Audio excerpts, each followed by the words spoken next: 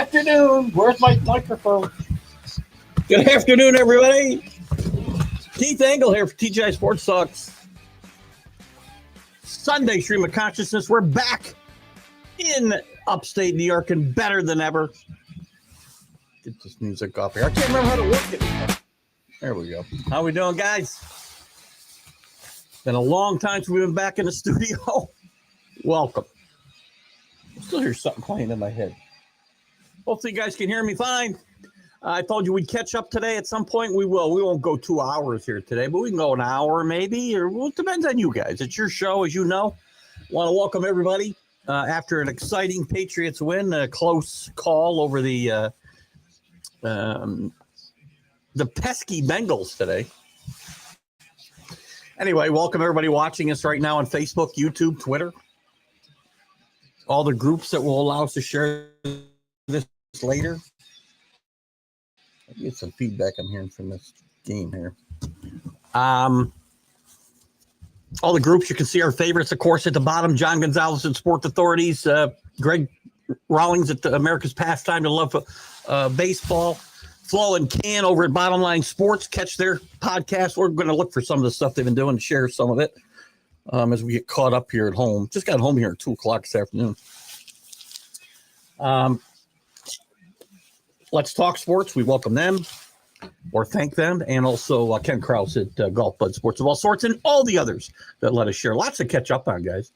We're watching the end of the Colts and Chiefs, which I bet the Chiefs -3, and it looks like we're going to either lose or tie. Big game for the Chiefs, I think, this game. Patriots, I said, with a big win. Interesting day in college football yesterday. We'll be waiting on a new coaches poll coming out. We haven't had a lot of chance to discuss a lot of baseball news, but we can talk about anything you want here for an hour or so. And then again, I'm going to go as long as you guys keep me here. So bring it. It's your show. Well, that's not it. Well, I'm not on the Venenzi either. What's going on with this? Let me fix this banner before we go any further here, because I'm not on the Venenzi anymore. Guys, what a great 2 weeks away. I want to thank the Carnival Cruise Line for sponsoring the show while we're there and not giving me any good internet to use. Just kidding. They didn't sponsor the show. Thank my brother and sister-in-law for allowing us to spend a couple 3 days with them as well in Inverness, Florida. We just flew in today. A little windy and cold coming into Albany, New York today, but let's talk about what's going on in the world of sports. College football winding down. We've got rivalry week next week.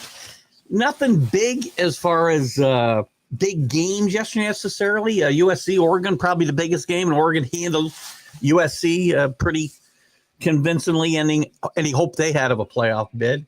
Miami does win in an ugly fashion against Virginia Tech, but no help from above. They did get a little help, I guess, from Pitt beating Georgia Tech, but they also needed North Carolina and Bill Belichick to step up and beat Duke yesterday. That did not happen. I believe Miami still needs a win and 2 losses, a loss from Virginia against Virginia Tech, and also a loss for SMU against Cal. I know, Alan, if you're out there, you had said either or, but my understanding, and we can look it up again. And again, remember, I'm looking at stuff on the fly here the last couple of weeks. What was I going to say? It is not either or. It's both things have to happen the way I understand it. They need, and it's unlikely that either one of those things will happen, quite frankly. But there's about 15 combinations of ACC championship games that can happen. So we can talk about any of that went on in college football. We can talk about the pro football today. The Giants are giving the Lions all they can handle. Last I looked, that game was, I'm sorry, game's not in overtime. Lions pull it out 34-27. Patriots won 26-20. I did bet the Patriots today. We lost that game by half a point. Looks like we're going to lose on this Chiefs.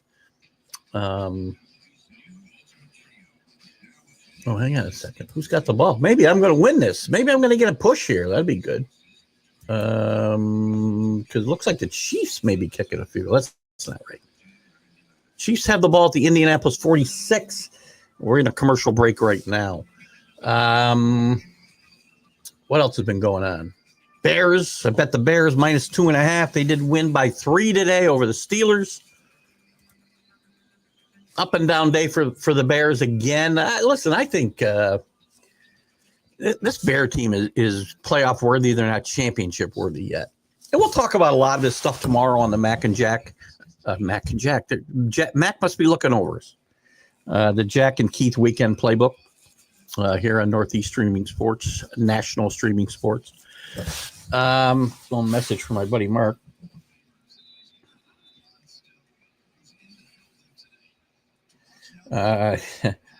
Agreed. Wins are wins now. Yeah, the Patriots didn't look good today. Drake May didn't play well. A lot of injuries for the Patriots. They lost nearly if not their whole offensive line, most of it. So it's going to be interesting what happens going forward. It will probably be the worst the Patriots have played since they lost to the Steelers early in the year. But you got to win these games too. You got to win the games that you got to grind out. So good job by the Patriots, and a nice win for them. Where else are we in the NFL? Let me get some other scores here. We don't normally do it this time of day, right? So we're kind of winging it. Again, we traveled this morning. I was able to get on this morning on the big football show for a while from the Tampa airport. So we got to spend time with the boys for the first time in a couple of weeks, and we'll be back on normal schedule. Jack and I will be live. I'll be in studio tomorrow morning with Jack at 8 a.m. Wednesday we'll be on with the Unprofessional Professional Sports Show at 6 o'clock on National Streaming Sports, and also my college football huddle will air its normal time. And Friday we'll have Mac and Mac again. Jack and Keith's Weekend Playbook. Oh,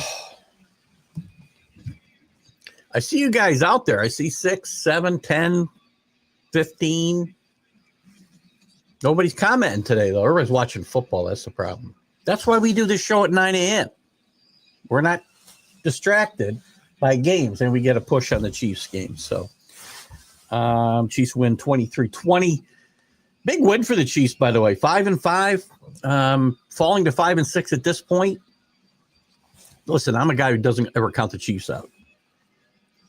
People have been trying to write the Chiefs off for quite some time, and they haven't managed to do it. So what was I just going to look for here? Jeez, I don't even know what I was looking for. What else? Check out Michael Dighton Edwards' latest column on TGI Sports Talk as well. I guess we're looking at some scores. Chiefs. Oh, that's what I was saying. Don't ever count the Chiefs out. Everybody wants to write the Chiefs off. Everybody wants to write off whoever's doing well, right? We all want to knock the Chief down. No pun intended.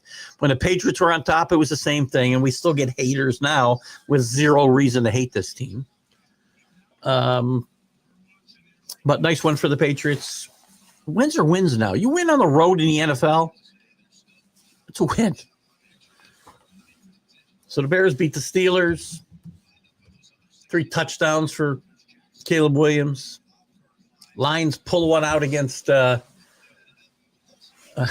Giants. I'm going to guess if I look at these Jameson Winston stats, he's got at least 2 interceptions here. What do you think? 1 interception. Not so bad. 2 touchdowns, 1 interception. Break up the Giants, but they lose. Packers beat up on the I don't know if beat up's the right word, but they probably have knocked the Vikings out of contention, I would say now. With a 23-6 win. Seahawks win over the Titans 30-24. Tough fought battle on the road. Give some of these teams credit that are out of it and haven't given up, like the Falcons. I talked about this morning. Ravens beat the Jets 23-10. Jets showed some fight early in this game. And, of course, Thursday night, the Texans beat up on the Bills. Geez, what a great defensive performance by the Texans Thursday night. What do we got here? There's a few guys here. There's Michael. Hello, Michael. Good to have you with us, my friend. Again, check out Michael's stuff. We just posted Something he posted at his site and sent me a couple of days ago. I apologize. I get up sooner, but we put it up yesterday and share it to my personal page. We'll share it to some other pages later tonight, tomorrow morning. And thank you. It's good to be home. Good to be in the studio. Always good to go on the road and have some fun, but it's always great to get home and get to your own surroundings as well. Listen, I got to tell you, I have never had a day of travel go as smoothly as this. Let me just give you an idea. My brother and sister-in-law brought us to my brother-in-law and sister-in-law, my wife's sister and husband, drove us from their house in Inverness to the Tampa airport, about an hour and 15 minutes, no traffic, no anything. About 7:15, we arrive at the airport, walk right up to baggage, check our baggage, not one person in line. This is Sunday before Thanksgiving, guys. 7:00 on a Sunday morning. We walked up to TSA pre-check. Nobody there. Bing, bing, bing. Done. I'm having a sandwich. I go on the air with the guys. The big football show, which I think Brian may have renamed, so I apologize if I didn't use the right name or I'm not using it now. We'll check that out. Plane loads. Boarding starts 5 minutes early. No problem boarding. We take off about 10 minutes early. I swear to God. We pull away from the gate. We don't even slow down. We don't get in line to take off. We don't even slow down. We just go right up the runway and take off. Perfect ride to Albany in about 20 minutes early. Little turbulence coming down. Nothing's bad. We walk, and if you don't know the Albany airport, it's small. It's an international airport because they have one flight to Montreal a week. We walk from the gate to baggage claim, stop to use the restroom, not 10 minutes. As we come around the escalator, turn around the escalator, we see our bags already. Grab the bags. I'm in and out of the airport. I swear to God, 12 minutes. I'm on the curb. My Uber driver's 1 minute away.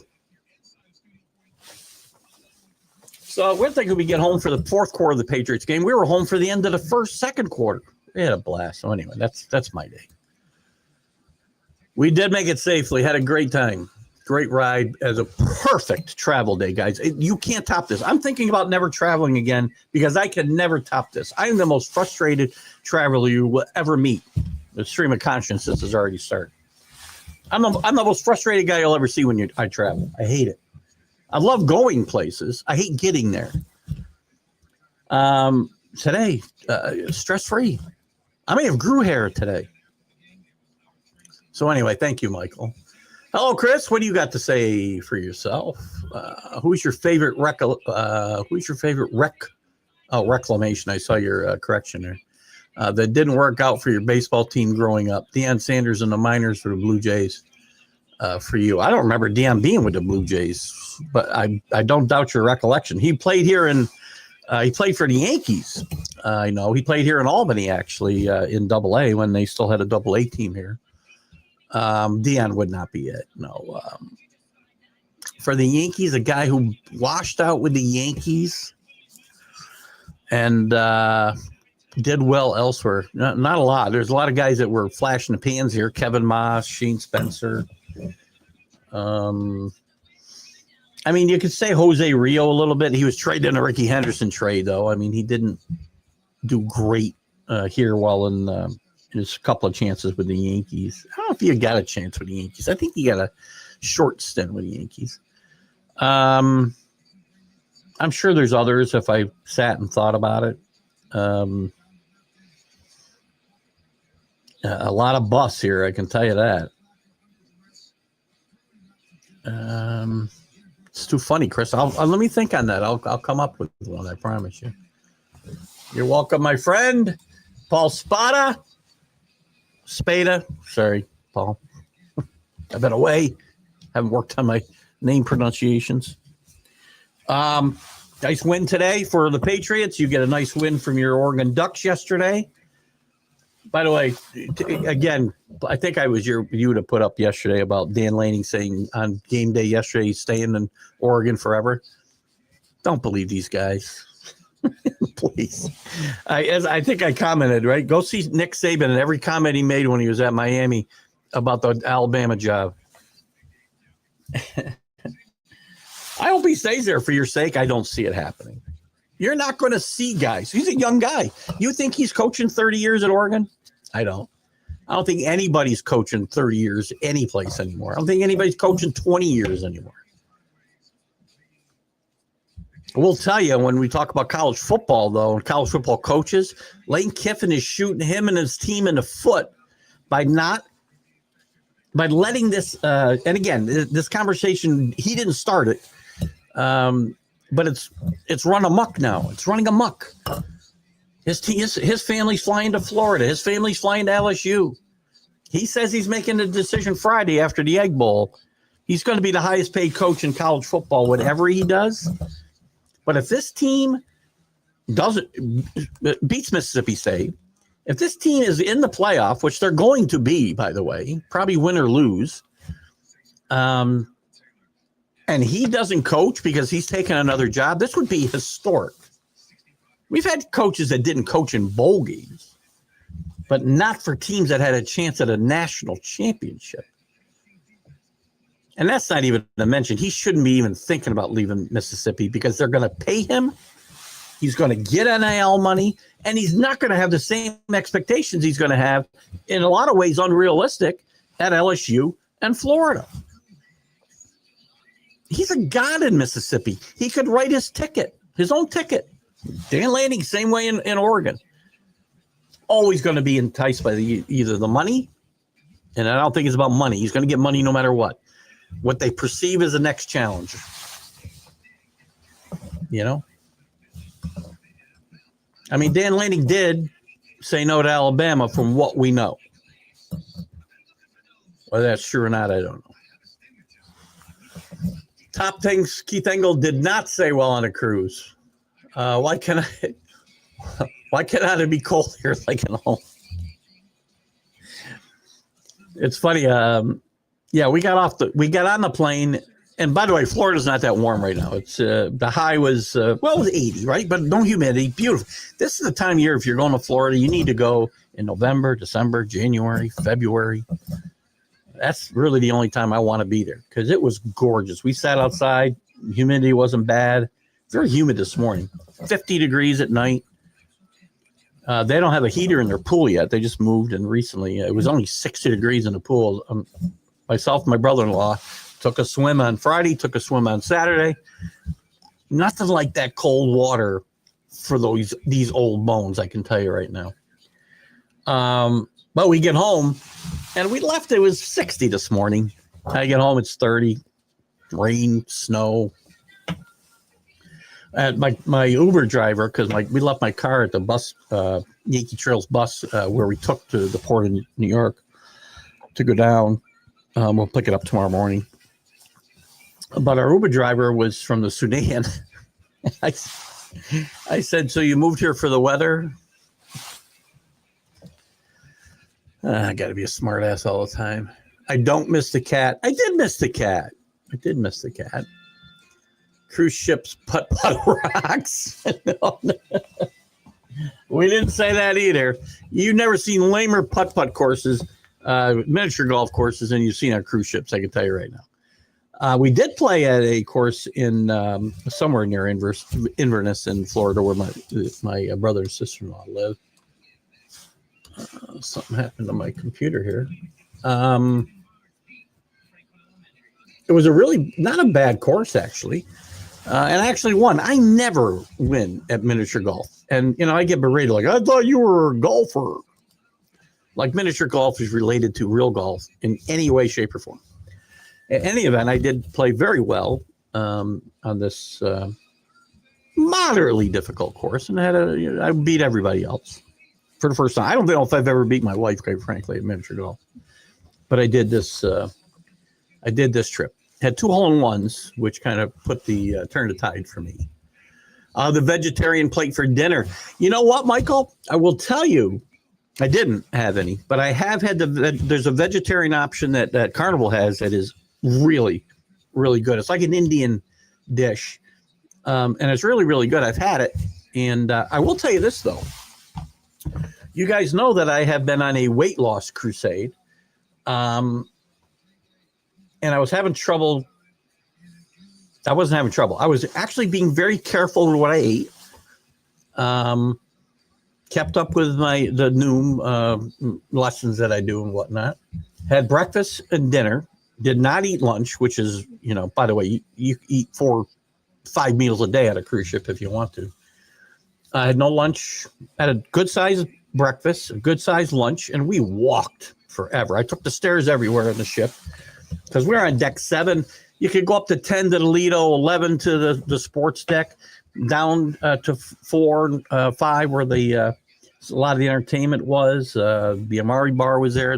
Our dining room was on either 4 or 3.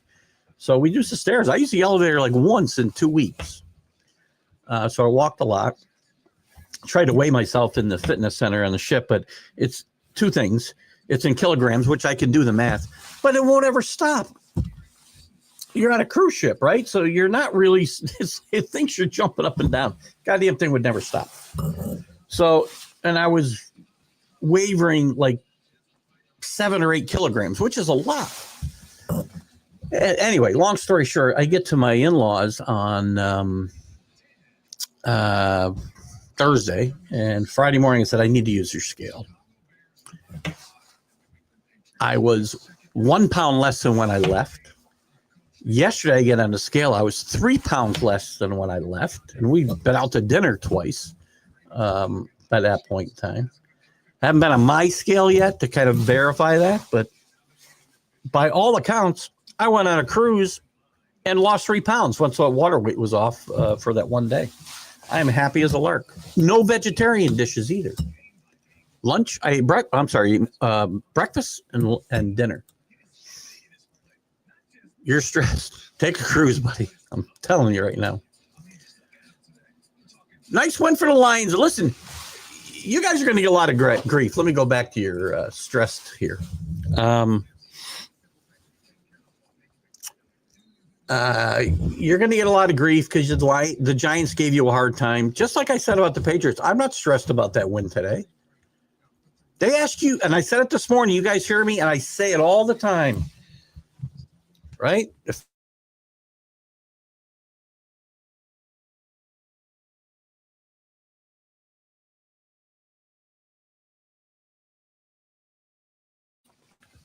Yeah, we got a little functionality issue here with the I don't know what keeps doing that. Hopefully you can hear me now. Let me go down here. Make sure. Don't let people tell you that's not a good win. You go on the road in the NFL and win, it's a good win. This time of year, unless teams have totally quit, if they're out there playing hard, the Giants are playing hard, the Jets are playing hard, the Bengals are playing hard, Falcons aren't playing hard. Wins, they ask you how many, not how. I watched the Patriots. I said it this morning again. Jack said, "Oh, you're pulling out all these close wins and smoke and mirrors and blah, blah, blah." Well, the team he loves to go to the Super Bowl has done exactly that, by the way, the Buccaneers. I don't care. Winning those games makes you better. Winning tight games and hard-fought battles make you better. I watched the Patriots in 2017 go 16-0, beat teams by an average of like 25 or 30 points a game. Might be an exaggeration, but it wasn't that far off. And lose the Super Bowl. There's no guarantees here. Take your win. It's a good win. By the way, next week and your Michigan team beats Maryland, not impressively, but you're alive. You go and beat Ohio State. Maybe I'm wrong. You go beat Ohio State. You're in. Make sure you don't have 2 losses. I talked to Brian about this, and I didn't get a chance to check myself. It's going to come down to you or Oregon. You didn't play Oregon, correct? I don't know what the tiebreaker is. You got a chance at the Big Ten championship game. Anyway, non-alcoholic Shirley Temple. I didn't have any non-alcoholic drinks. Shirley Temples. I did not another reason I was able to maintain weight-wise was I did not drink a lot. I had about, I mean, I normally I'd go down, before dinner, and I'd have 2 or 3 old fashions, bourbon old fashions before dinner. I had 5 old fashions all week, and imports, because I like to sample the local beers around the Caribbean, which are probably all made by the same brewery, by the way. Carib, Douchey, Falstaff, something like that. But I had maybe, I don't know, 7 beers all week as well. So I didn't drink a lot. Thank goodness for the in-room blow dryer for my hair. Oh my God, this is an awesome game we're playing, Michael. You're Chris. You started us off, and you've done a great job sending Michael off on my head now. Oh, the safety announcement last Sunday, the show was so much fun. Yeah, those are always fun. Anytime I try to go live, I swear to God, they come on with one of those things. I mean, it's good that they're doing them, right? And we only get bothered. Well, if you're off the ship in port, you're not getting bothered at all. But get it maybe twice in 2 weeks. It's not bad. Worse for the crew. They got to do a full safety drill, right? So it wasn't just, hearing the alarms and whatnot. They're going through the whole thing. They're putting the lifeboats in the water and everything. I missed the government shutdown and travel days. I was praying.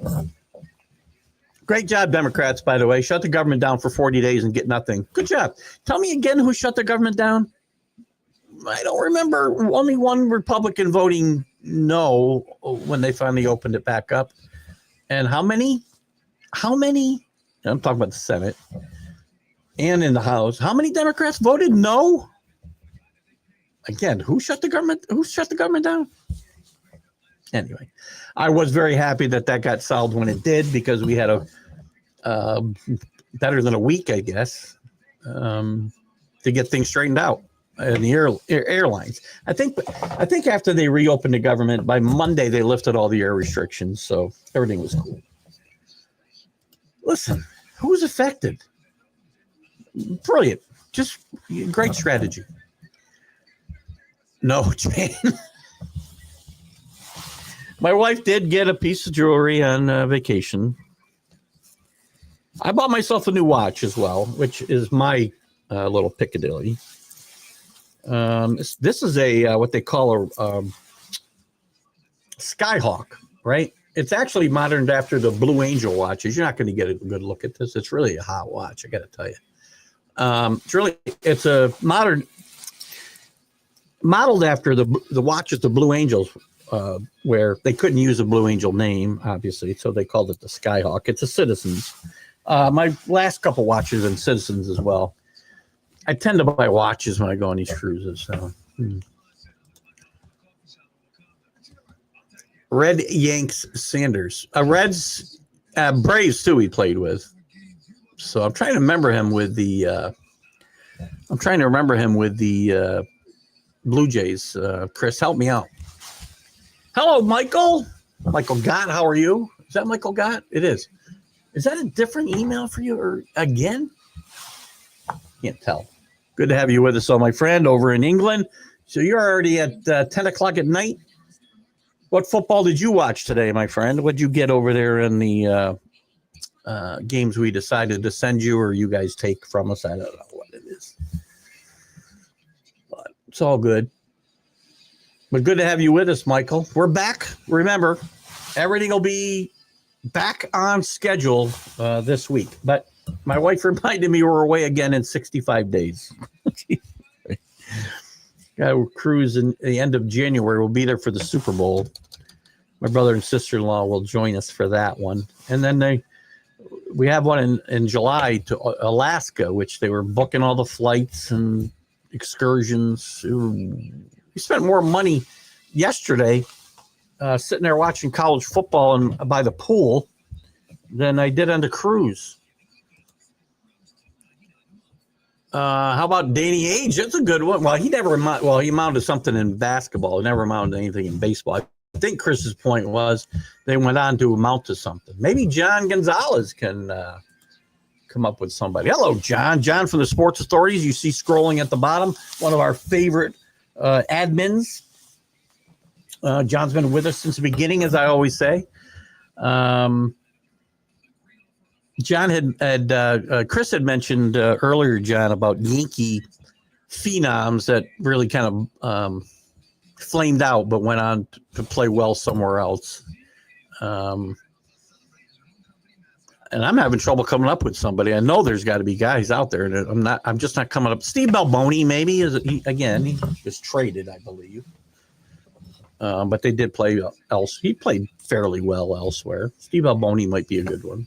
Not a star. We couldn't have John Gonzalez with us. KC wins. I did get a push on that.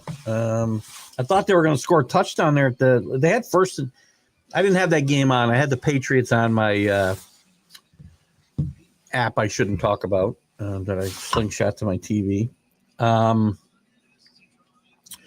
I believe they had the ball first and goal at the 2. I thought they'd score and get a win out of this game, and we did not. So, but a nice win. Kansas City needs to win. A lot of us sitting on my side of the screen have talked about the Chiefs, and when they got healthy and when they got everybody back from suspensions and whatnot, would get it together and likely be the best team in the AFC. Kansas City hasn't looked that way. Today they did. You know where they haven't? I think Brian brought it up this morning.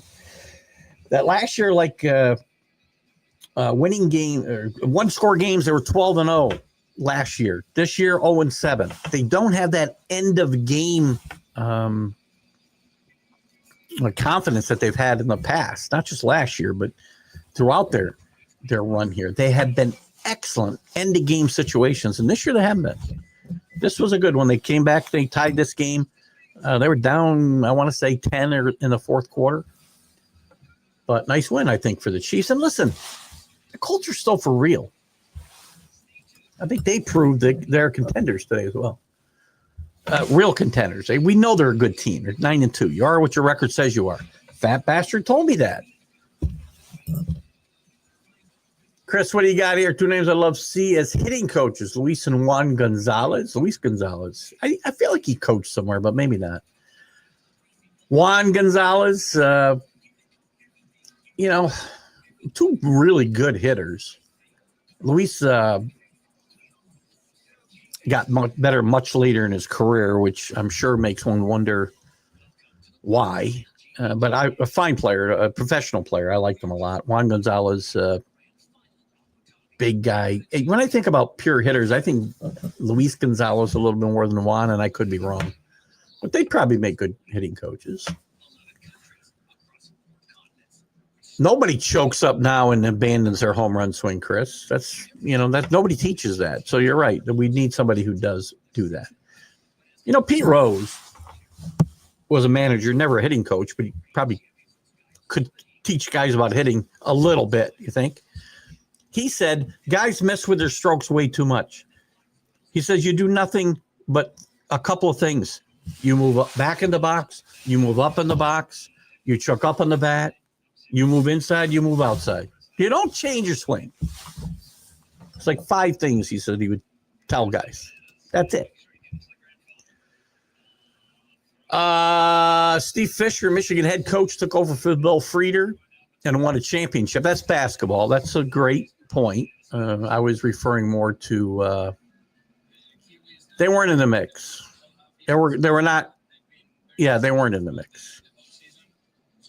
They had been eliminated from the playoff chase before he took that job. Their season was over. He didn't coach their bowl game. In fact, I think Marcus Freeman might have coached that bowl game. I'm not sure. But and again, a lot of guys. Chip Kelly again. Brian Kelly left Cincinnati. He got Cincinnati when they were part of Conference USA. I think maybe the Big East. I can't remember now because it's a while ago. But he got him to a Sugar Bowl. Might have played LSU. when he left for the Notre Dame job and didn't coach there. But Steve Fisher is a good example on the basketball side. On the football side, there's never been anybody who's been, again, when I didn't say they weren't in the mix. Their regular season was over before he took the LSU job. I mean, it's a good example, but it's funny that he's a guy who left before his team. Cincinnati playing in the Sugar Bowl is a huge deal, and he didn't coach. And that happens to a lot of coaches today in the bowl games. It's never happened to anybody in the playoff. And by the way, and I don't think there's ever been this kind of sorry, now I'm tongue-tied. Lane Kiffin, who I like. You see me talk about this guy a lot. This is typical Lane Kiffin, though. The man self-sabotages himself all the time. This team is a legitimate championship contender, and he's a distraction. Because there's no way. By the way, he takes that job, he's gone. He's not coaching. If he takes an LSU or Florida job this Friday, and something tells me, because he's going to have the highest paid coach in college football no matter what happens. Either at Mississippi, where he should just stay, or moving on. I like this. Something's going on here I don't like. I don't know what it is.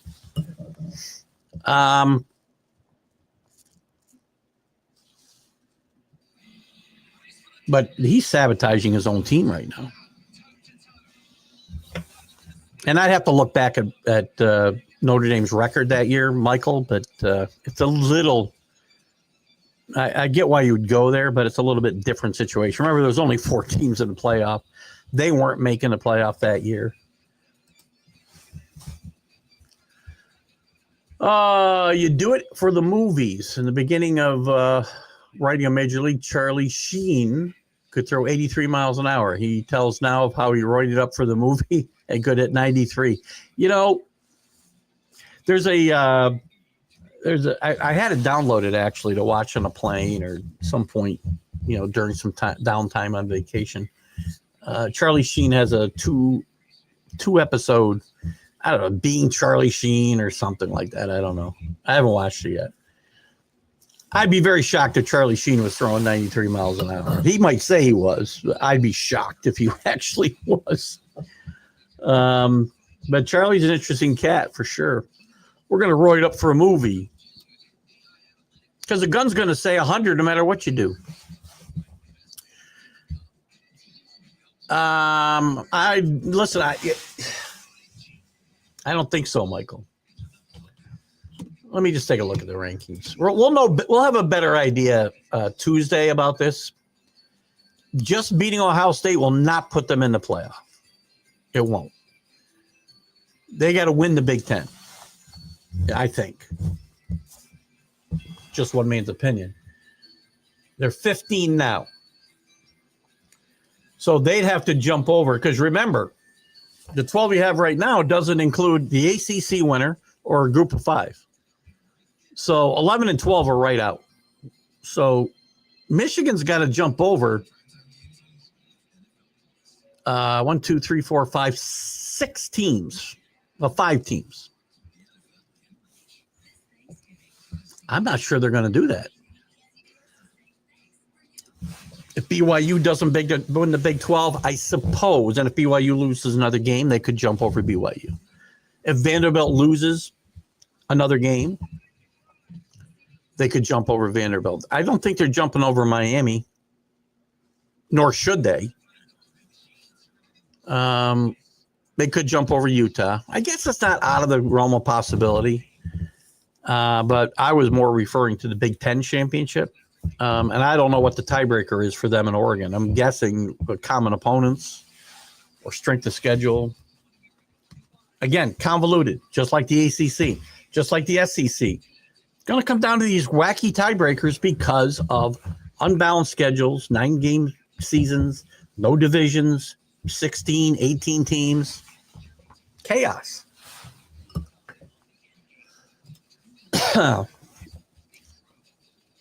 Time is it? Rule changes in hockey, players are huge, faster, and the rule changes are necessary for safety versus players. Their sizes in the 50s. Any gripes in the safety? Nah. The NFL, here's the no.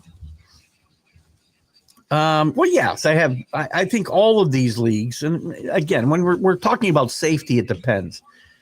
I had a lot of gripes with the NFL about kickoff rules, changing it for saying it was for safety, right? Because now these guys can't get running starts and all this other stuff. It's only the most exciting play in football. I hated the change in the kickoff rules. This year, a second year into it, I'm starting to kind of be okay with it. But other rules, I mean, there's in the NFL, there's too many rules about safety. Too many. You can't legislate the violence out of the game. I understand what you're saying, Chris, because the same thing's true in every sport. Players are bigger, stronger, faster. But you can't take the physical part out of the game and the violent part of football. You can't take out of the game. It's part of the attraction. And the guys know what they're getting themselves into. They've made a lot of equipment changes in football to protect players. You can't eliminate concussions. You can't do it. You're never going to eliminate knee injuries and arm injuries. You're just not going to do it. And trying to legislate and change the game to where you're going to end up playing flag football, you're going to ruin the sport. Hockey might be better without some of the physicality. I'm not as ingrained in the culture of the NHL and hockey in general as I am in other sports. But rule changes, in the name of safety, aren't always that good, or even what they expect them to be. Oh, what do you got here? Proud of my drinking disciplines. You gained 26 pounds in the Dominican. I should have followed your lead. Listen, I've been on cruises where I've gained easily 10, 15 pounds. 26 is a lot. I'm not sure how long you were there. But the last two times we've gone, and the last time was really nothing to be proud about because I had ballooned up by February. The stress of the last year of working was just outrageous. And I'm a stress eater. Drinking doesn't help. I've really gotten myself disciplined now, and I drink on Sunday during football. And I haven't had any today, by the way. I don't know why I'm a little amped up here, but I haven't had a drink today. But Sundays, I'll go out and have a few light beers, with the boys watching some football. Not today because we were on a plane. But I don't have anything all week long. My son-in-law come over and I can tell he wants to drink, and I'm like, I'm not gonna. I've been very disciplined this time around, so I'm down about 23 pounds right now. Long ways to go if I want to keep going, but I'm very happy with that so far. Thanks for reading the entire top lens of things, Keith. Let's say the group. Did we get 10 of those in there? But seriously, we're so grateful you're back and healthy and ready to lead our community. Well, I don't lead anywhere, man. You guys, I go where you guys take me. There's no leader here. We're all alpha dogs. This is a pretty good group of alpha dogs, by the way. I love it. I love this watch. Could have been cheaper, but I like a nice.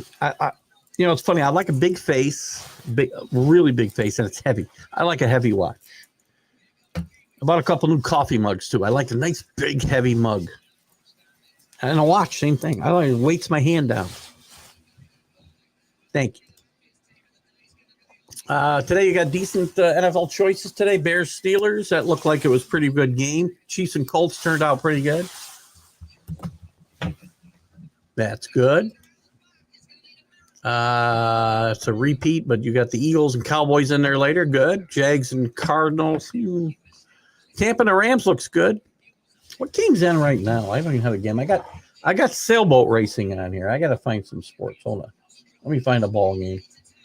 Oh, there it is right there. Cowboys. Let me go back. Put them on right there. Should put that mute on. I don't know if you guys can hear that nonsense on the TV or not. Not bad, though. Not crazy about that Jags-Cardinals matchup. But we listen, in my market, it's a good thing I've got the app that I have. I thought I probably shouldn't have. Or I'd be watching the Jets and Giants every Sunday. That's what was on at 1 o'clock when I got home, or 2 o'clock when I got home. Oh, what do you got here? Notre Dame is peaking at the right time. Notre Dame scored 21 points yesterday before the offense touched the football. With about 2 minutes left and a half, or 2 minutes left in a quarter, they had 35 points with 34 seconds of time of possession. So I told my brother-in-law, who's a big Notre Dame fan, he's like, that's a lot. I was going to bet the over, and I said, I don't know if Notre Dame's going to have to get them all the points. It was 56. And sure enough, they got 70, as Michael says here. It's a statement, without a doubt, Michael. I mean, look at. You can make an argument, and one of the big arguments right now in college football, we'll talk more about this on Wednesday night, I'm sure, is Notre Dame versus Miami resumes, right? I believe this latest poll, and it probably won't change a lot, Notre Dame was 9 and Miami was 13. Miami's got 3 top 20 wins. Notre Dame has none. I'm sorry, 1. USC, my bad. Oregon, before yesterday, Oregon was the only team in the country without, well, not the only team in the country, the only team in the top 10 without a top 20 win. Now they have 1. But Notre Dame had 1. Still has 1. That 1 was over USC. Miami beat Notre Dame, first game of the season, at home. So one of their signature wins is over the team that they're chasing. The resumes are very close. And I'm not going to tell you that Notre Dame doesn't going to belong because it belongs in over Miami. I'm a Miami fan. I'm going to tell you right now, Notre Dame, and I haven't seen, Ohio State hasn't been tested. Week 1 against Texas, yes. Again, if you want to throw out Notre Dame, Miami, you better throw that out. Ohio State hasn't been tested. Notre Dame is as good as any team in the country. They're the 3rd best team without knowing how good Indiana's been tested with that trip to Penn State. Backs to the wall, 36 seconds left. They come back and they win that game. Ohio State hasn't had that game. And it's hard to, when you're looking at people say, oh, who's better, Ohio State, Indiana, Notre Dame. I don't know who's better. Until they play each other, I don't know.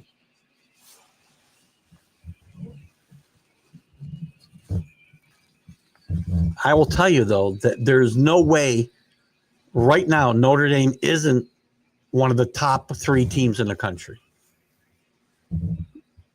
And Marcus Freeman, I spent a lot of time defending him on this show for 4 years. I jumped off his bandwagon for a couple of weeks after that and the Northern Illinois loss last year. Marcus Freeman is one of the best coaches in the country. And if a guy should stay somewhere 20 or 30 years, as I talked about not happening earlier in the show, it should be him. There's no other college football team you should want to coach than Notre Dame. Brian Kelly, worst fit in the history of college football. He could have stayed at Notre Dame for life. All he's got to do is contend for national championships. They'd have been happy.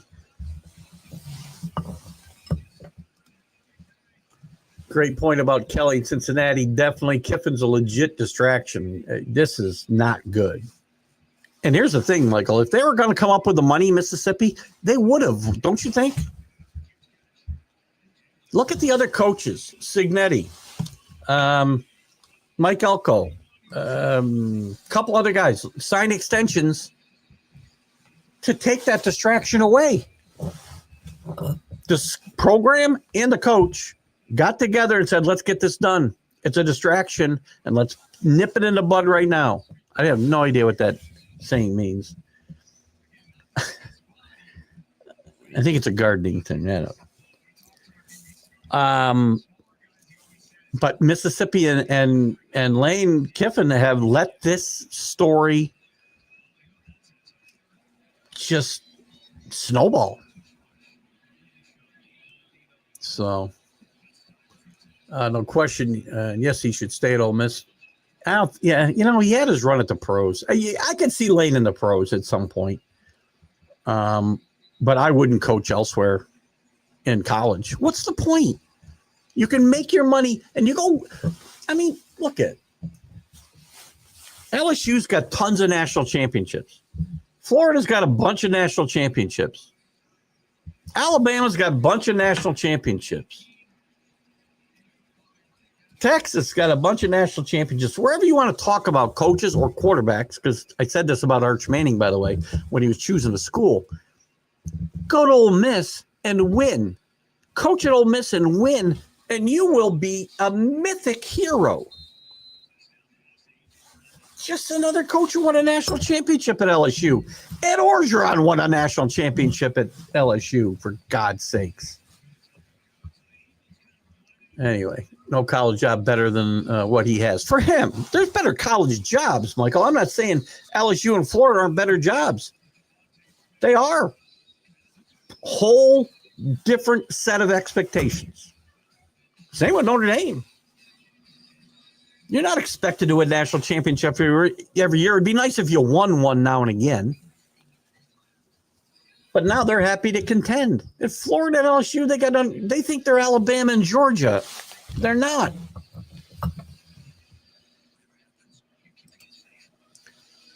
Giants are a disgrace, says John. Were you working the game today, John? I will tell you this. Heisman, Mendoza, I think, still wins a Heisman. But I will tell you that Jeremiah Love put himself in the finals yesterday. He will be a finalist. He'll be a top 3 guy, guaranteed.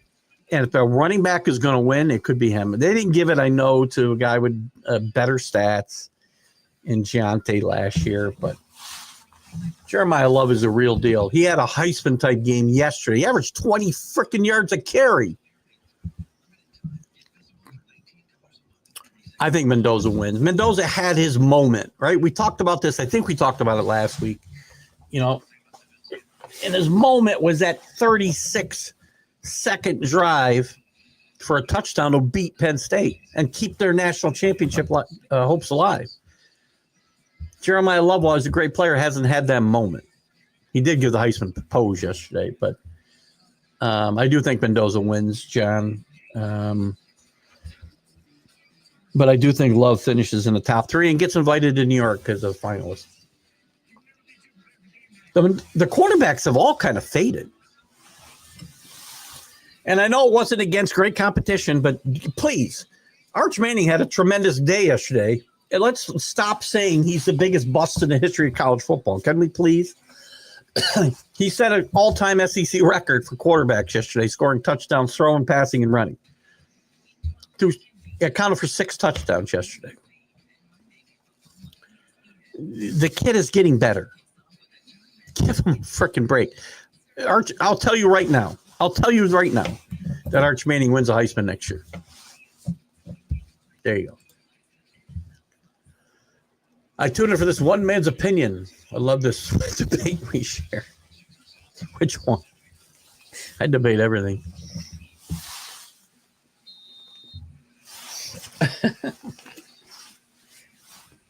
Again, Michael, I'm sure I've used this line since you've joined our little gathering here. What's going on there? 21-0 Eagles. Jeez. Cowboys defense is atrocious. I wasn't going to say, Michael, my opinions. I live, and I probably said this since you joined our little gathering, as I call it. I live by Billy Packer's credo of I'm often wrong, but never in doubt. So there you go. Michael, what do you got for me? You think your Pats are a real deal now, or just no? I think it is not. Well, the injuries today. I've got to find out what happens with the injuries today. Quite frankly, and this is a great example of how expectations and what's the other word that I used this morning in different times? Well, expectations is enough, I guess, and perception changes. Before the season, you told me we'd have 9 wins. We now have 10. If you told me we had 9 wins and we were contending for the playoffs, I'd have been happy as a lark. I'm not happy with that. To the first part of your question, am I happy with just the playoffs? No. They're the real deal. This is a legitimate Super Bowl contender. I'm not saying they're going to win because the AFC's wide open. I'm saying that because there's no team that stands head and shoulders over anybody else in the AFC. And probably not the NFC either. But just the AFC alone, Patriots can beat any of these teams. Any of these teams on the right Sunday. I worry a little they peaked a little early. I'm worried now about injuries and depth, especially along that offensive line. I must have saw 5 guys go down today.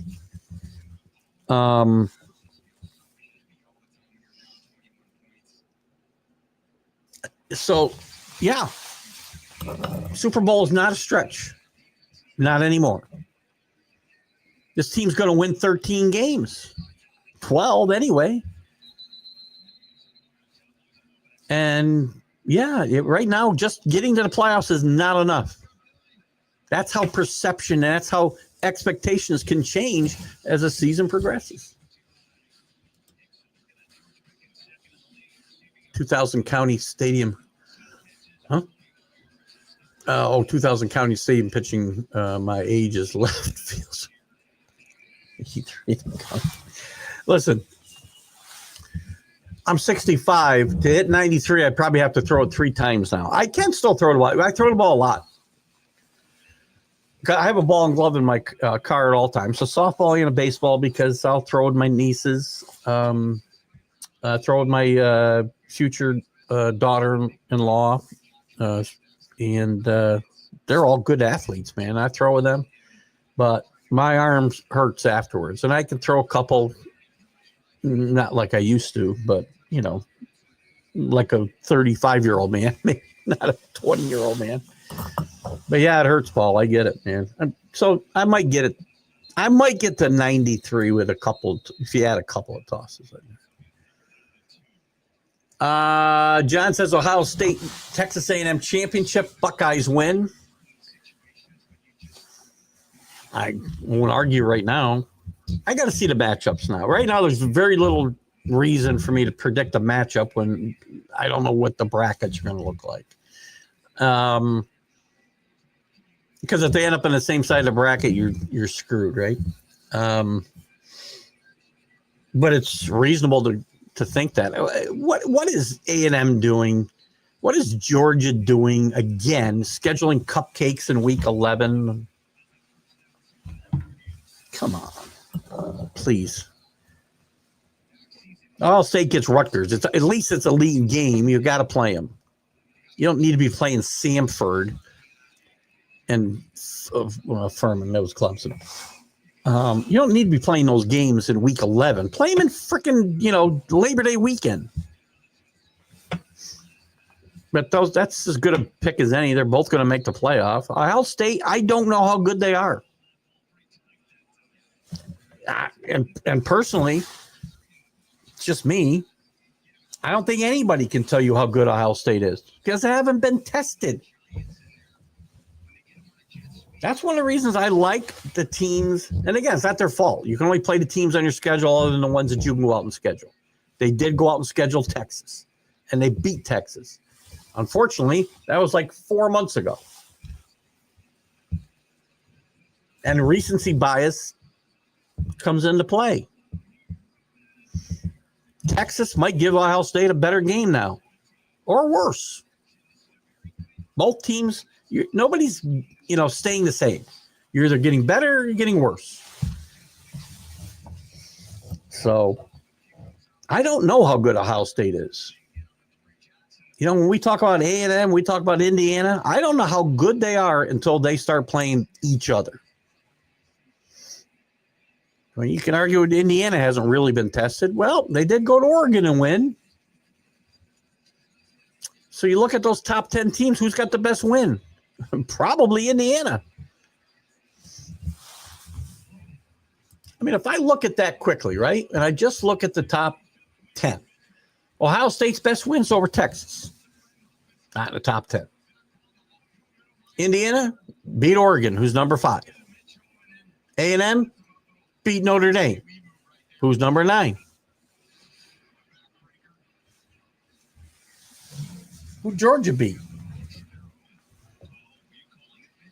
Georgia doesn't have a top 10 win. Maybe they beat Alabama. Who did they beat?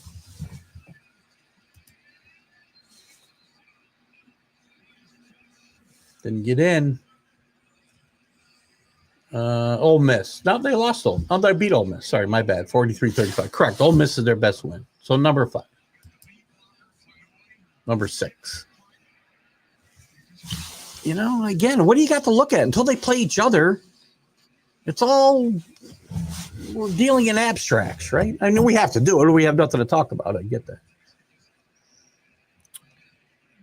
Damn this phone, I can't see what I write until I hit send. I make a mistake, I can't tell. Don't worry, Paul. I'm starting to be able to decipher it. Don't worry. College football show this Wednesday night. Absolutely, 7 p.m. Eastern. Michael will be on, and we will be. Everything's back to normal this week. Jack and we did the Jack and Keith's Weekend Playbook live last Friday from Florida, and I'm back in the studio here for the next 2 months before we travel again. We're on a different cruise line, so we'll see. Maybe the internet will be better. But yes, so to give you the shows, tomorrow morning, 8 a.m., Jack and Keith's Weekend Playbook. Wednesday is the College Football Huddle, and I'll be on the Professional Sports Show before that at 6. Friday, we'll have Mac I did it again. Hey, Mac, hope you're doing okay. Jack and Keith's Weekend Playbook again Friday morning. MLB update. We'll probably do an MLB update on Friday as well. We'll see how much we continue that each and every Friday during the off season. Depends how much news there is, probably. And of course, the stream of consciousness and my appearances on the big football show on Sundays will be back to normal for the next 2 months anyway. But Jack is ready to resume his savant status. He resumed it on Friday, actually, in stunning fashion. Marcus Freeman may be my favorite. I think he's a top 5 coach in the country. And Michael despises Notre Dame, and he likes Marcus Freeman. We know you're a diehard Wolverine fan. It's got to kill you to see C.J. Carr going out there and playing so great. How come Lloyd Carr doesn't have any pull to get that kid to Michigan? Well, you got like Bryce Underwood. I guess you don't really need C.J. Carr. C.J. Carr's been an exceptional true freshman this year, by the way. Speaking of Wolverines, yes, they indeed beat the Ohio State Buckeyes again, though it will be close. And Coach Moore will coach Michigan for as long as he wants to endure the North winters. That's possible. Right now, I can't sit and say anybody's going to. I take everything with a grain of salt that coaches say. Coaches will say, "I'm here for life. I don't want to go anywhere else." Well, then, stuff changes and they start looking, and then other stuff changes, and, now the powers that be at the university aren't so enamored with that guy anymore, and they start helping him find a new job. But Sharon Moore's done a great job, I think. B. Kelly's better suited to chewing on plastic grass than leading a group of men. and a quality program. He has embarrassed himself. Listen, Brian Kelly had a pretty good legacy before LSU, and it shows you how one misstep, and from the minute he got there, I talked to some LSU fans the other day on a cruise ship, and I said he lost all credibility the minute he got there, and he put on a fake Cajun accent at a basketball game. Be who you are. Brian Kelly was a bad fit for the Southeast all along. He's a Midwest guy. I can see.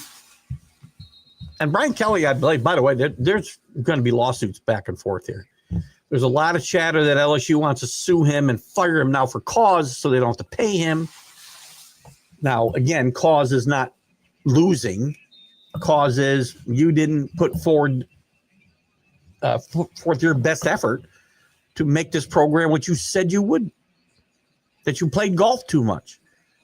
That you didn't have the best interest of the university in mind. That you didn't even learn your players' names.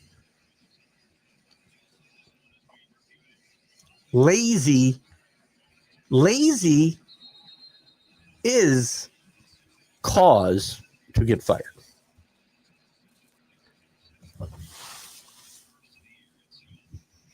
I see Sonia posting. I don't know if you're out there, Sonia. What's the score of your game there? Well, they're playing tonight, aren't they? When do they play? They might be playing right now.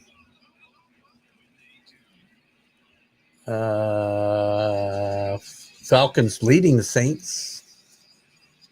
Where's the 40? Oh, they're tomorrow night, right? 49ers? Yeah, tomorrow night. Yeah, he has embarrassed himself, without a doubt. Another guy should have stayed where he was. He was perfect fit for Notre Dame. Eddie O can't even spell his own last name, and you want to change. That's what I'm saying. Ed Orgeron. Hello. I don't know who we got here. I can't check out BIU 2330. Tell me who this is. Who do you root for? I got a feeling I know who this is. I'm trying to see the what do you call this thing here? Your profile picture. John Gonzalez. Giants are not a disgrace. They were shooting 2 bullets versus 6 bullets. They gave it their best in respect to Jay Winston. He was amazing. Look, the organization's a mess. The players are playing hard. I'll give the players credit. 100%. I do think firing Brian Daboll when you do it again, this is a situation where I would not have fired the coach. Nothing to be gained. Except maybe Kafka goes out there and wins a couple games and you got another Antonio Pierce situation on your hands. But I give any players who are winning, got 2 or 3 or 4 wins right now and going out there and busting their tails. The Giants did it today. The Jets did it for a while. I think they're playing hard. I don't think they've quit. The Bengals did it today. To me, I said it this morning, and I know they're winning right now, but to me, the Falcons have laid down. Just flat out quit on their coach. Arch Manning laid a smackdown on everyone that said he was nothing better than Urkel. ABC. Now it was against Arkansas. By the way, Bobby Petrino steps down as the interim coach. They already fired their head coach, Sam Pittman, Arkansas. Bobby Petrino, who had coached them before and had thrown his name into the sweepstakes for the permanent gig, and didn't look like that had any traction, rightly so. That's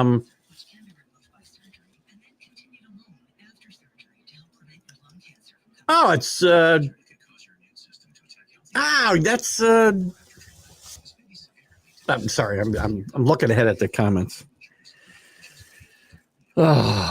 Anyway, where was I? You guys fool me sometimes. You come in under different screen names. What was I ranting about here? I don't even know what I was ranting about.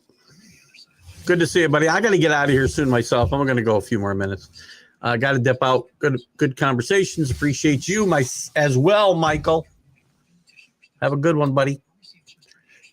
Now it's JB. Now I know who it is. I think. JB. Guys throw those different screen names at me. I get confused. You know, I was talking to my wife about the interview, or I was talking to my brother-in-law about the interviews because he was talking. He saw the one with Mike Westhoff. I had a blast doing that. Wesley Walker, Richard Todd. He's a big Jet fan. I miss doing them, JB, but it's so much work chasing these guys around. And I may do it. I may, but one a month or something. I can't do the weeklies anymore. Just too much chasing guys. They don't show. You have to pivot. I do enjoy doing them though. God, I was thinking about the Mike Westhoff one. I had so much fun. He was so easy to talk to. I don't get intimidated doing these things. I've been doing them for 5 years, and in the beginning I was nervous. 2 or 3 interviews, that was gone.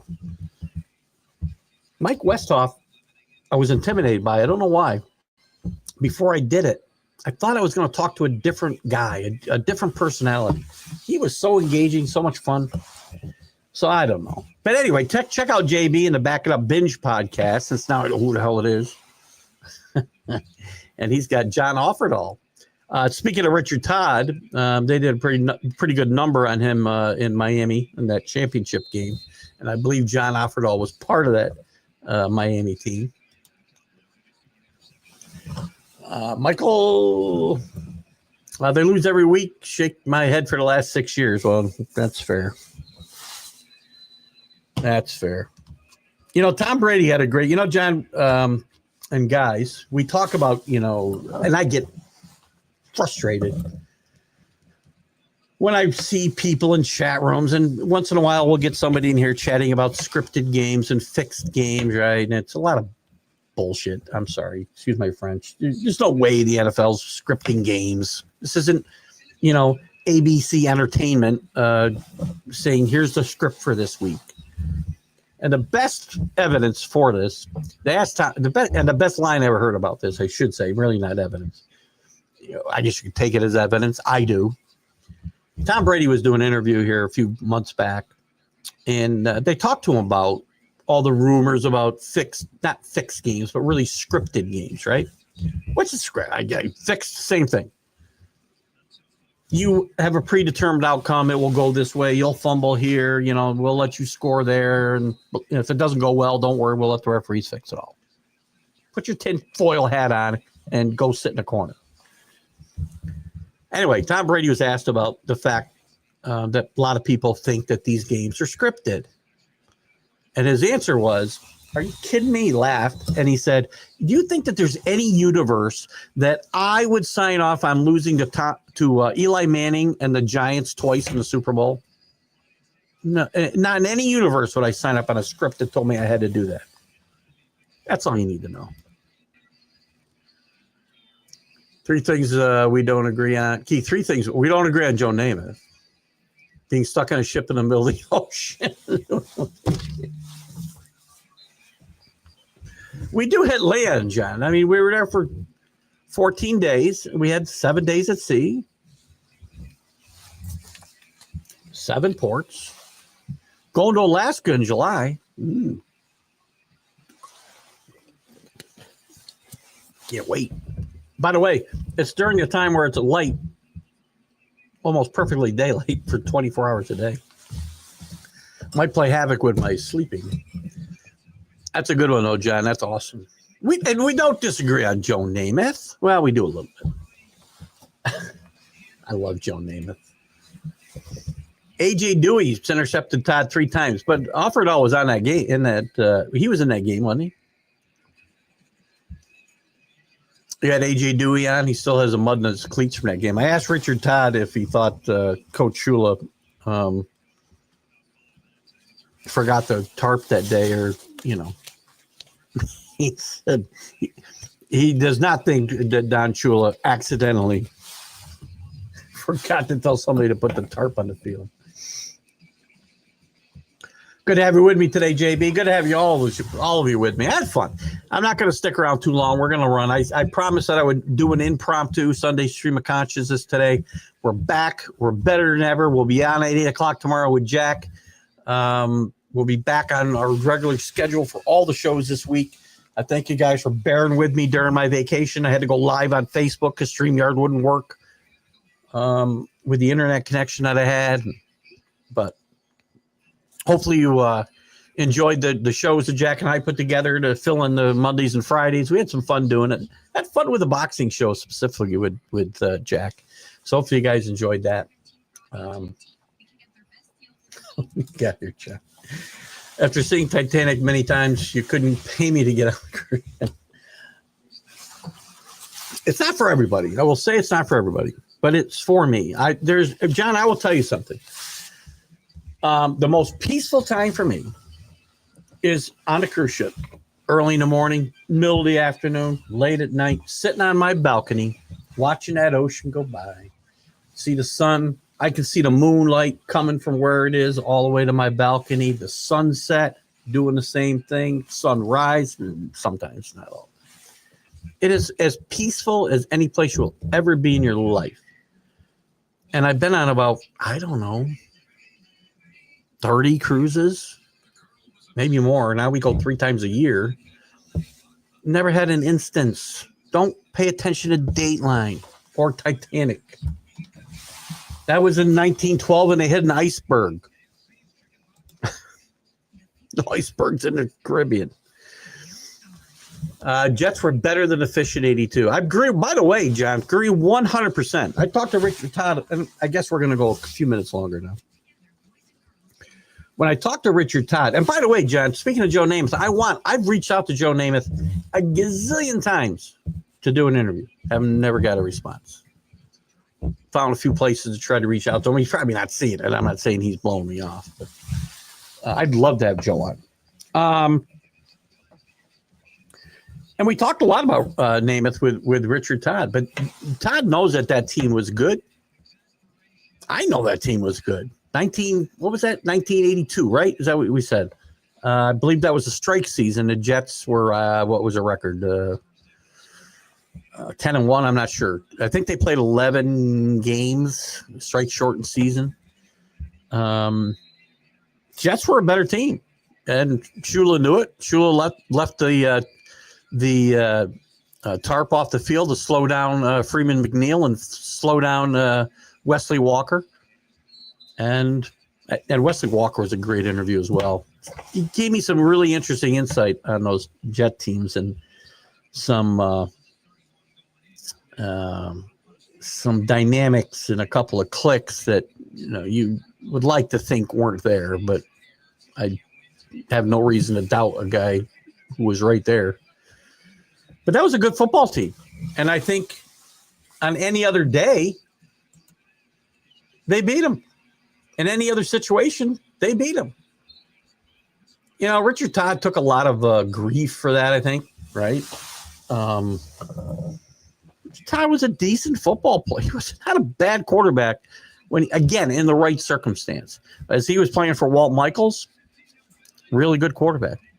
First few years under Joe Walton, good quarterback. Moved on, had a few moments in New Orleans. He was a lot of fun to interview. He really was.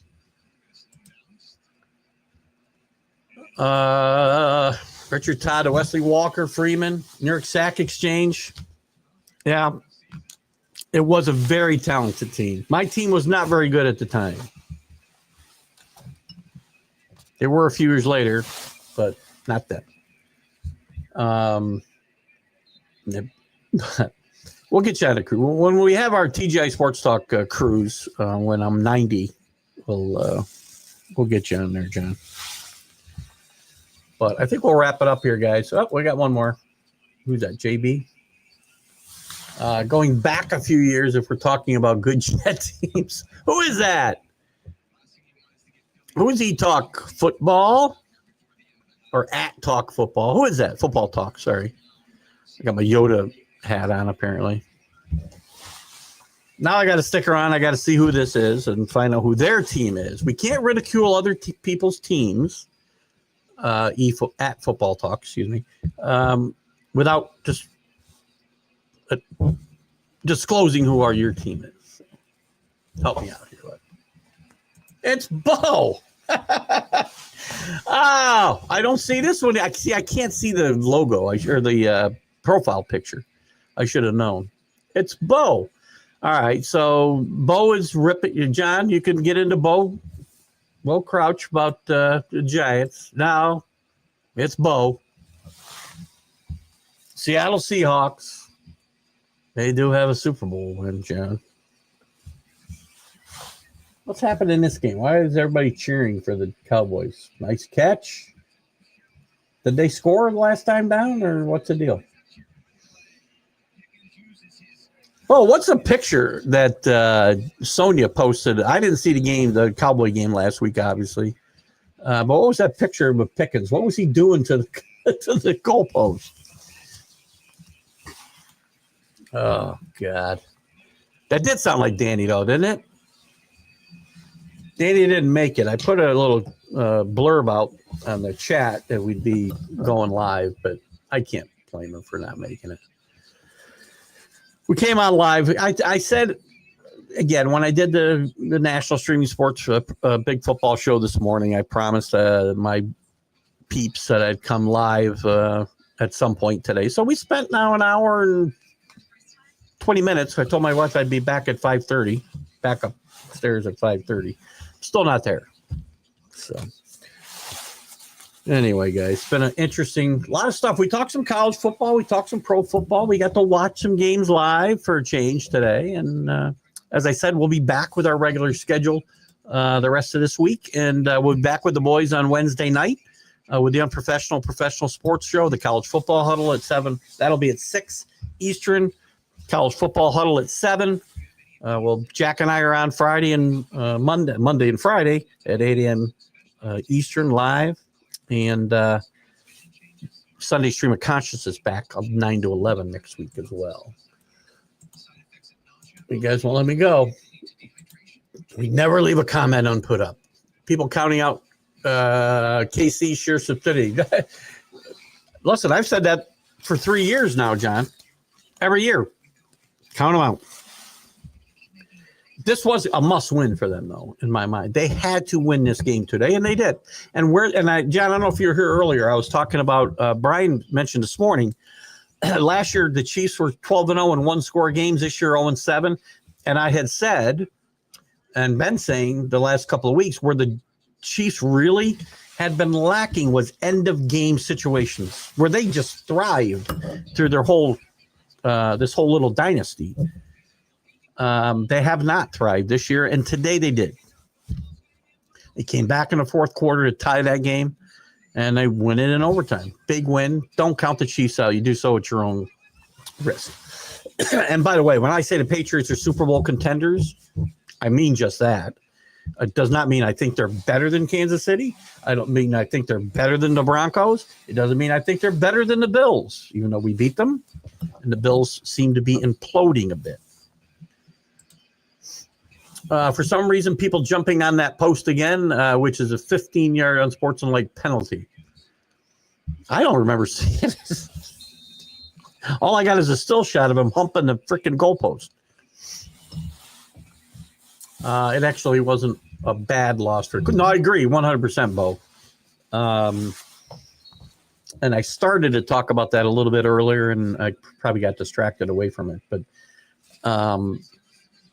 no, I think the Colts showed that they can go to a very tough place to play late in the season, and they played well. And they could have and probably should have won that game.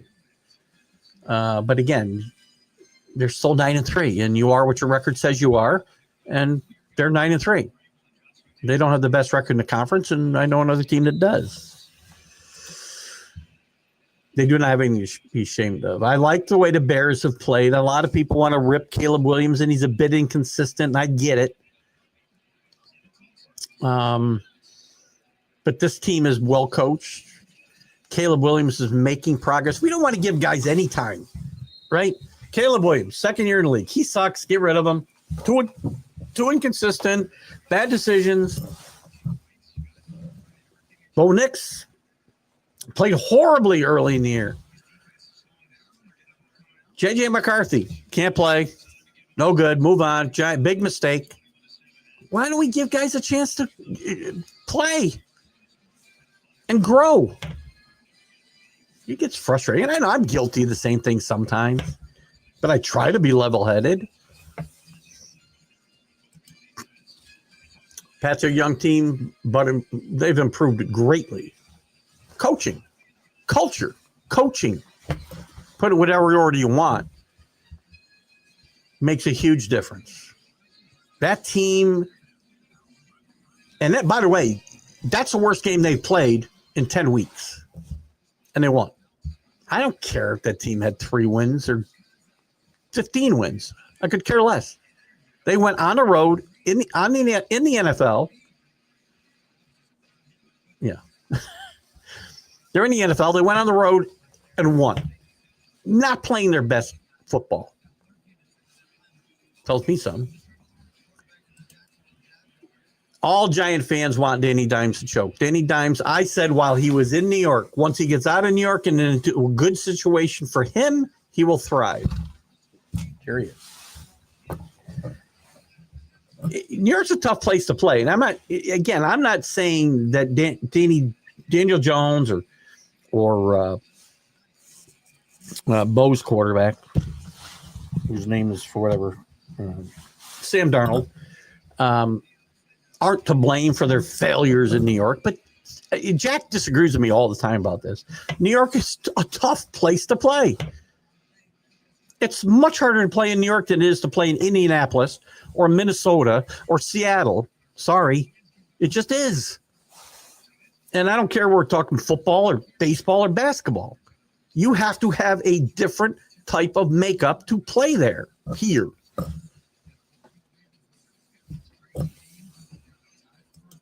Detroit didn't look good. What's their record?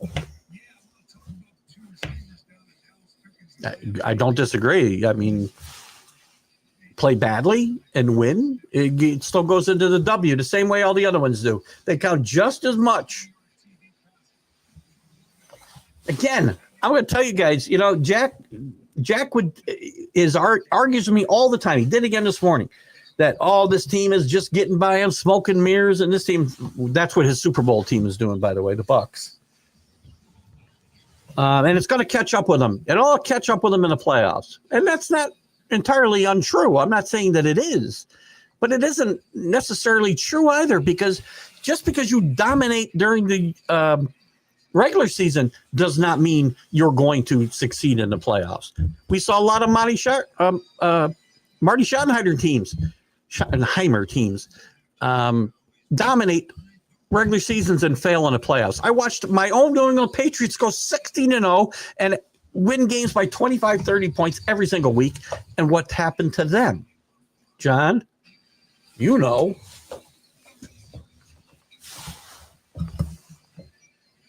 Regular season doesn't mean anything once you get to the playoffs. Doesn't mean whether you've been winning by the skin of your teeth, winning ugly, winning pretty, blowing teams out. Nothing matters. None of what happened before matters.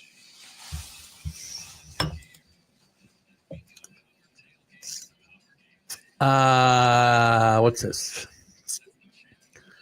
Williams' issue is he plays well for the scripted play, the first 10 or 15, but then has a nose. Well, again, he's winning games, too. We got to give him credit for winning games. We blame quarterbacks when they don't win. Can't they play okay and get some of the credit? Jack wants to give – listen, I said I was signing off, right? Jack, the Texans played great against Buffalo on defense the other night. The best defensive performance I think I've seen all year. But he wants to give no credit to Davis Mills for righting the ship when he was 1 for 8 and missed like 3 easy touchdowns in the first quarter, first half. He led them and made some big plays and was responsible in his own way for that victory. So Caleb Williams has got to be responsible for some of these wins, regardless whether he struggles or not. That's all I'm saying. I love Vrabel. Culture, man. Culture freaking wins. Eagles sold team to beat. I said this morning, Rams are kind of under the radar for whatever reason. The Rams are really good. The Ducks. How'd Oregon get back in this conversation? You think the Bears win that division over the Lions? Fair. What's that look like? As we speak, live update. 8-3. They're in first place. The first place Caleb Williams led Bears. Good call, John. Listen, I'm not saying Caleb Williams is as good as Joe Namath or Tom Brady. See what I did there, John? I'm giving your boy some credit. I'm saying he's a work in progress who's 8-3. That's pretty good. Anyway, this time I'm going, guys. It's 6:00. My wife's going to have dinner. I got to get some sleep. We'll see you tomorrow morning with Jack. Have a great Sunday night, guys. Bye-bye.